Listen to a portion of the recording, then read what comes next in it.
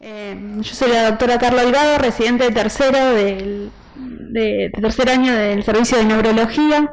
Junto con la doctora Sica y el doctor Pablo Ioli y el doctor Romano presentamos este trabajo que se llama NeuroBESET, signo de la cascada, a partir de 3 casos que tuvimos en el servicio y lo presentamos en la revista de Neurología Argentina.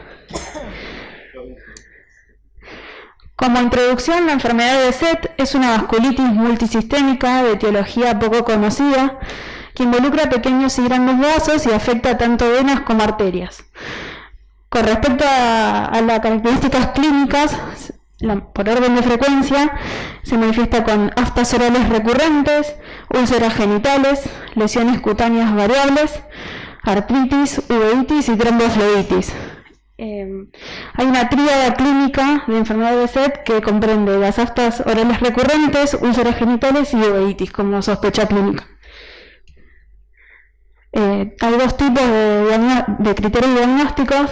El más utilizado es este, que no es por un sistema de puntaje, sino por características clínicas, que involucra las úlceras orales recurrentes y de los siguientes 4, que es úlceras genitales recurrentes, compromiso ocular con uveitis, vasculitis retiniana, infestaciones en piel como eritema nodoso, pseudofoliculitis, lesiones acneiformes y lesiones papulopustulosas y test de Patergia positivo.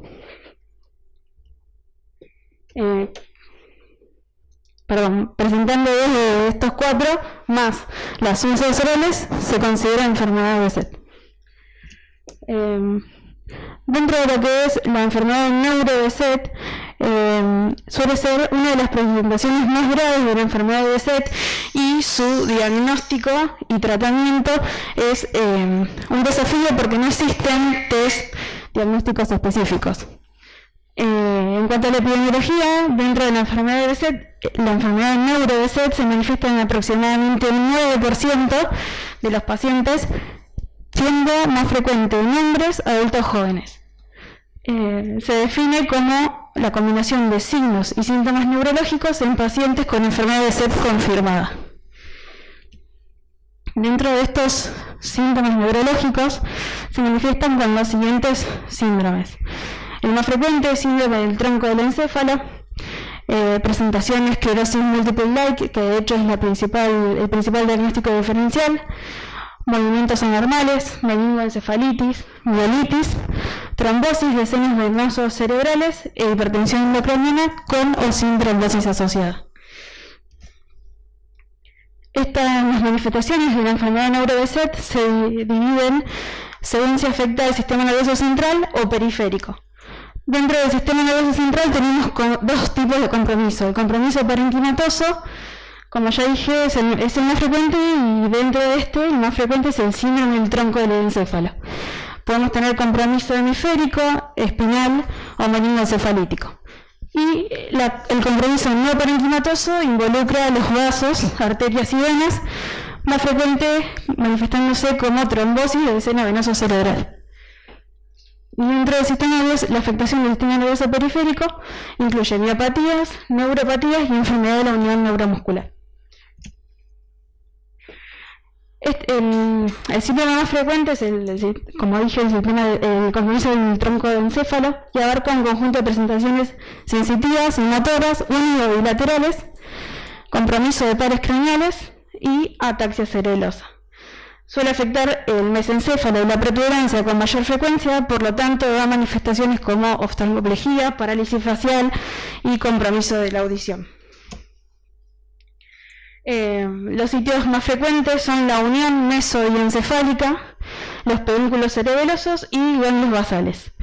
La lesión o mecanismo fisiopatológico, aunque es poco conocida, es probable que sea una vasculitis de medianos y grandes vasos.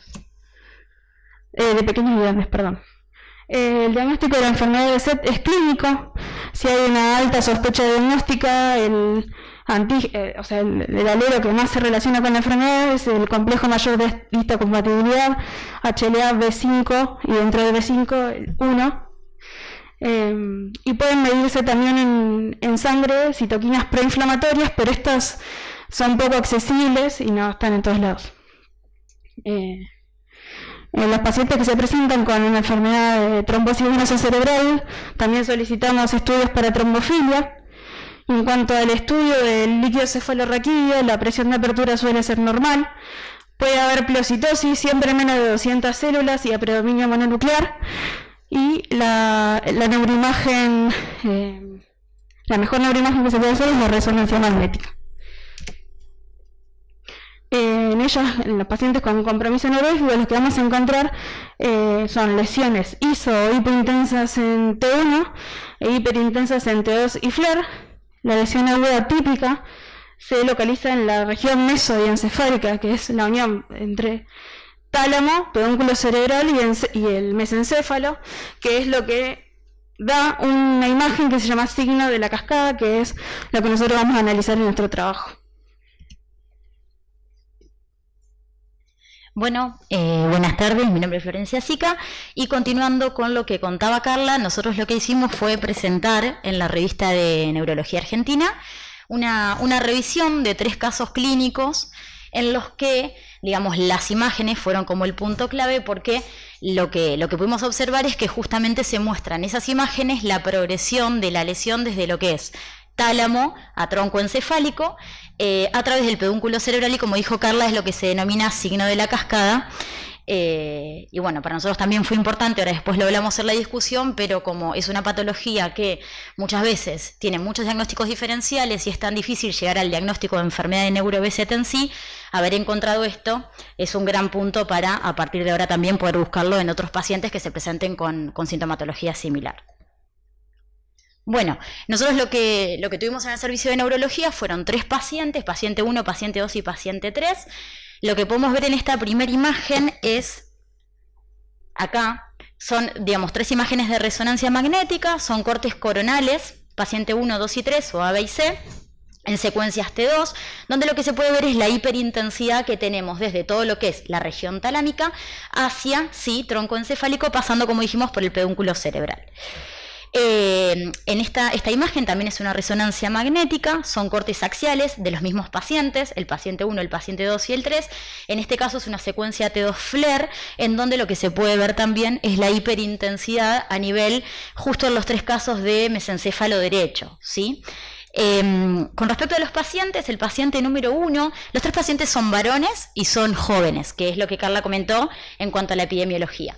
El paciente número 1 es un paciente de 23 años que, digamos, se presenta con diplopía, con ataxia, con alteración en la marcha, y lo que se puede observar en la imagen es esa extensa imagen hiperintensa, tanto en T2 como en FLAIR, periventricular derecha, que se extiende hacia el tálamo y hacia el pedúnculo mesencefálico homolateral. El caso clínico 2 también es un paciente masculino, pero de 17 años, con antecedentes de úlceras genitales y orales, trombosis de seno longitudinal superior, trombosis venosa de ojo derecho y después un síndrome piramidal con hemiparesia facio-brachiocrural izquierda e hipoestesia homolateral. También se observa la hiperintensidad de señal en T2 y en FLAIR en la protuberancia derecha, pedúnculo cerebral, región subtalámica y brazo posterior de cápsula interna en la extensión, digamos, caudal y también comprometiendo lo que es la oliva vulvar, ¿sí? Nosotros hicimos esos 2 cortes que se ven, que son por ahí los más claros y los que estaban como más lindos, que es el coronal y el axial. Pero bueno, era claro y también, digamos, hay otros cortes donde se veía la misma progresión. El caso clínico número 3 es también un paciente varón de 34 años con antecedentes de epididimitis y artritis reactiva. El paciente hizo 2 episodios de uveitis anterior y después lo que se interpretó como un síndrome confusional. También se observó una lesión intraaxial difusa, mal delimitada, hiperintensa en T2 y FLAIR, como el resto de las imágenes y de los pacientes, temporobasal y parasagital derecha con compromiso del pedúnculo cerebral ipsilateral. Entonces, digamos, el punto y la revisión de la presentación que hicimos es que en realidad, digamos, revisando la literatura y comparando con las imágenes de estos 3 casos que tuvimos, uno puede inferir que el signo de la cascada está presente por ahí con alta frecuencia en los pacientes con enfermedad de neuro-BZ. Entonces, a su vez, este signo de la cascada no se ha visto ni en la literatura y nosotros tampoco en otras enfermedades desmielinizantes con las cuales uno hace diagnósticos diferenciales. Entonces, por ahí la detección del mismo tendría un alto valor diagnóstico en esta patología que a veces es tan difícil llegar al diagnóstico, ¿no?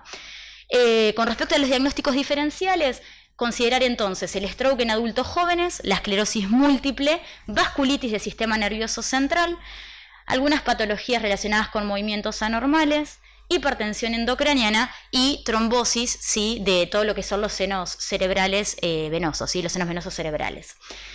El diagnóstico diferencial, digamos, madre, de hecho, uno de nuestros pacientes también, primero, digamos, fue diagnosticado con esclerosis múltiple, es esta patología, ¿sí? Muchas veces, digamos, creemos que la enfermedad de Neuro-BZ está subdiagnosticada porque hay un diagnóstico erróneo de, por ejemplo, múltiple.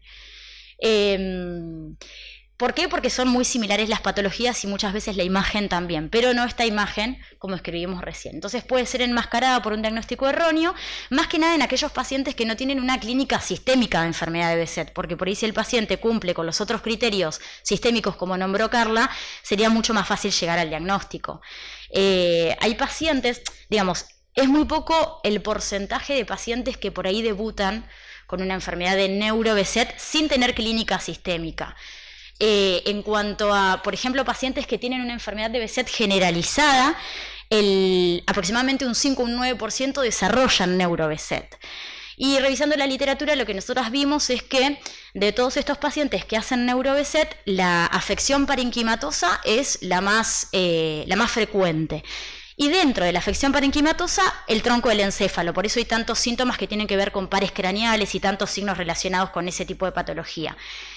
Y a su vez, dentro de la implicancia parenquimatosa, en una serie de casos, por ejemplo, de 17 pacientes con patología parenquimatosa, se vio que 12 de esos pacientes, que representa el 70%, tenían el signo de la cascada en las neuroimágenes, ¿sí? Es decir, es bastante frecuente y uno puede empezar a pensarlo para hacer diagnóstico diferencial o buscar esta patología.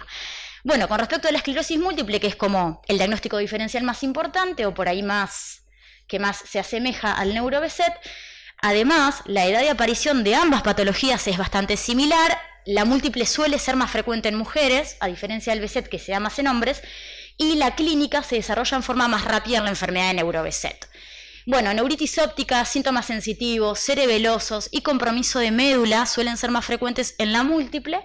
El paciente con Neuro-Behçet, si tenemos suerte, se acompaña de los síntomas sistémicos y la cefalea, el habla pseudovulvar y los cambios cognitivos conductuales precoces también suelen ser más frecuentes en Neuro-Behçet.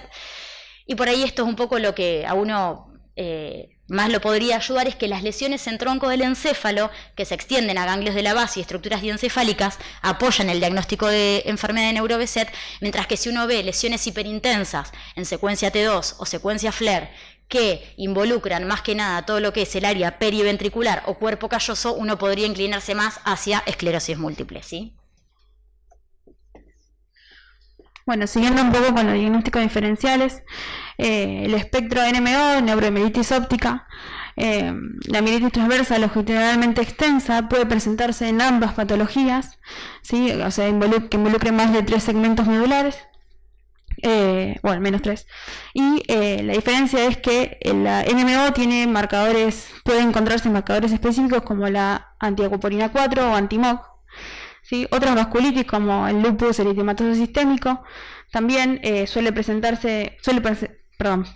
manifestaciones sistémicas diferentes de la enfermedad de Behçet. Los síntomas neurológicos con los que se presentan son crisis epiléptica, manifestaciones psicológicas, amnesia o lo que pareciera un síndrome confusional. En la resonancia suele haber mayor afectación de la sustancia blanca y suele presentarse anticuerpos específicos en sangre, ¿sí? Como ANA o anti-DNA. En cuanto a la enfermedad de Crohn, ¿sí? ¿Por qué es un diagnóstico diferencial? Porque suele manifestarse también con neuropatías de pares craneales, stroke, trombosis de senos venosos, crisis, ¿sí? O encefalopatía, un síndrome civil de esclerosis múltiple, pero con las manifestaciones clínicas extraneurológicas son típicas y la diferencia entre una y el otro. Y un diagnóstico diferencial importante también es la sarcoidosis, ¿sí? porque se manifiesta con uveitis, manifestaciones mucocutáneas, igual que BSET, y un compromiso sistémico parecido también. Pero en el sistema nervioso central tenemos también neuropatía craneal, mielopatía y con meningitis se puede presentar, pero tiene criterios diagnósticos distintos, ¿sí? Se mide en sangre la enzima convertidora de angiotensina, se puede evaluar manifestaciones claras en las placas de tórax y eventualmente una biopsia confirmaría, digamos, su diagnóstico. Y bueno, creo que terminamos.